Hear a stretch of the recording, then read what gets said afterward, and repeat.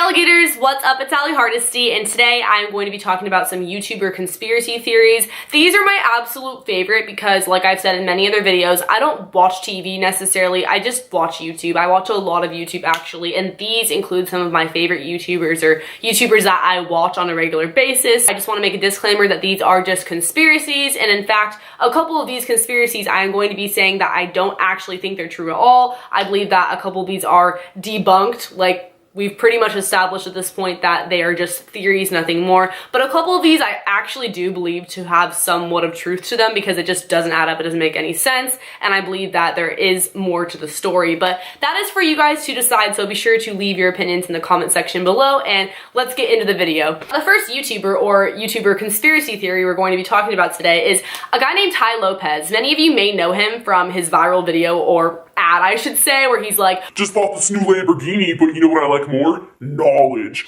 That ad went everywhere. It blew up. There are so many parodies out there making fun of it. So many of you guys probably know him from that. But other than that, he's famous for being an entrepreneur, millionaire, success. He's pretty young. I think he's like in his early 30s. I actually know him in real life, so that may or may not be a story time one day. But back to the point, he blew up. A big reason for that being his ads. And the reason why his ads blew up so much, other than the fact that they're super cringy and like easy to make fun of, no hate to him at all, I just like, you have to admit they're hilarious, and he knows that and he markets off of it, is the fact that he bought $16 million worth of views in ad space, which means you are paying to have your ads on people's videos. That is where the conspiracy comes into play. Who in their right mind buys that much worth of ads? So he did that, which obviously attracted him a lot of subscribers, but the question is, what was his real motive for doing so? A lot of people say that that's because his 67-step program is a scam and he wanted to get more credibility by giving his channel more views, especially with that ad on his channel. Again, I'm not saying that he did anything wrong by buying this much ad space. I'm just saying,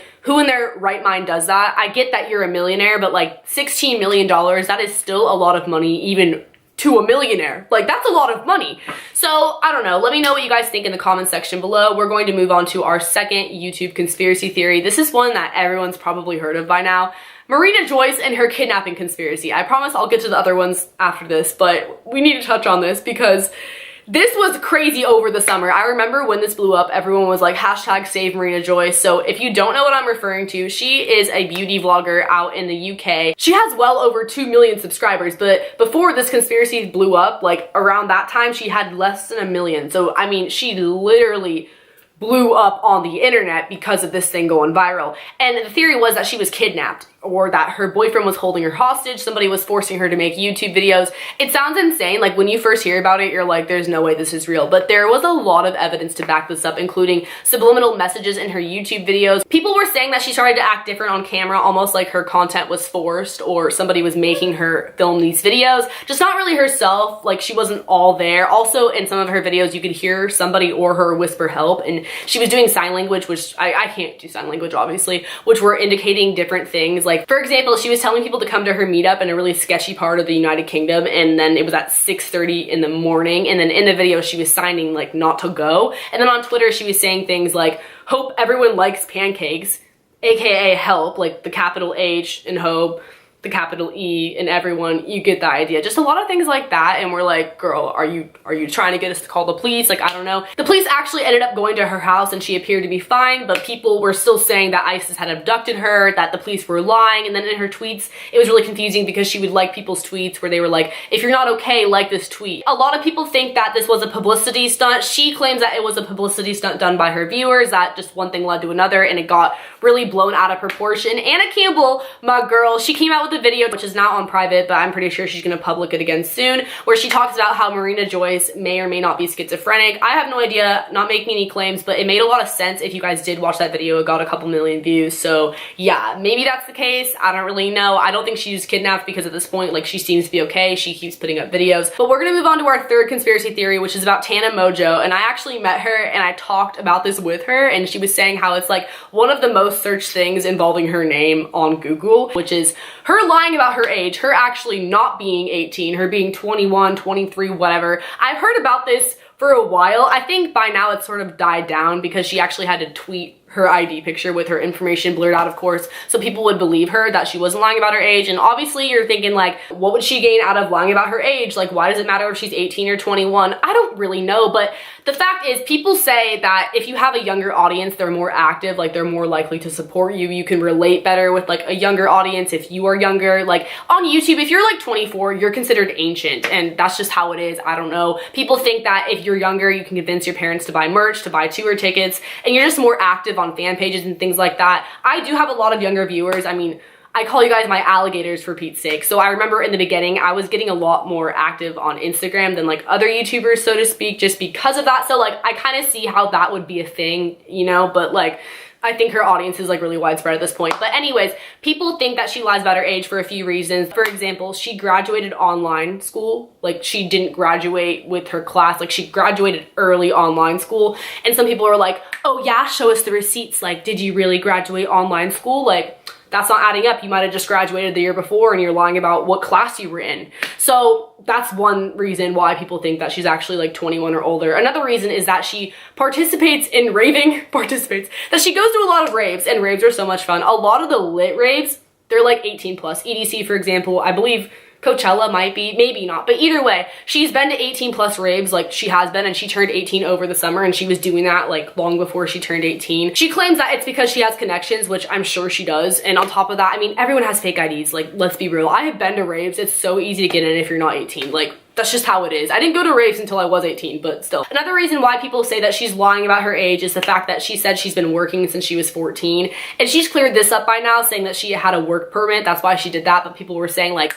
oh, actually in the state of blah, blah, blah, you can't work until you're this age, or you can't work that many hours until you're this age. And just people trying to basically prove her wrong with the law, because it obviously isn't common for people to work that young. Like, I don't know, at least in America, I feel like people don't work until they're like 16-ish, unless it's like a family business or babysitting, things like that. But she was working at PacSun. So yeah, that's sort of debunking that theory that she actually is how old she says she is, which is 18 years old. We're gonna move on to our fourth conspiracy theory, which is about FouseyTube. I don't know if I just pronounced that right or not. FouseyTube, he's a prank channel on YouTube. He's really popular. He has like, I don't know, 9 million subscribers or something insane like that. But anyways, this happened early 2016. You guys probably know what I'm gonna talk about. And obviously this conspiracy has been debunked at this point, but there's like more to it I just wanna add. Many of you guys may remember when Rice Gum punched him in the face and that video went viral, and then he came out saying that it was a publicity stunt. He says that the motive behind him doing that, because they were in on it together, like they planned that whole thing out and they like were collabing together in a way to like do that, was because he wanted to make a statement saying drama channels are really negative. If there's any sort of drama on the internet, it gets all the views, it gets all the attention. He's saying how it's really negative and we shouldn't be doing that because a lot of it isn't